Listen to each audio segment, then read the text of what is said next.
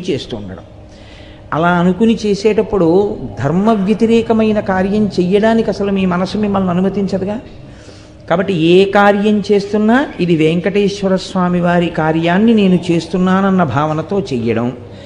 4, వెంకటేశ్వర స్వామి వారి యందు నిరతిశయ ప్రీతి కలిగినటువంటి పరమభక్తులైన వారితో కూడి ఉండడం, అటువంటి వారి పట్ల ప్రేమ కలిగి వారితో ప్రవర్తించడం.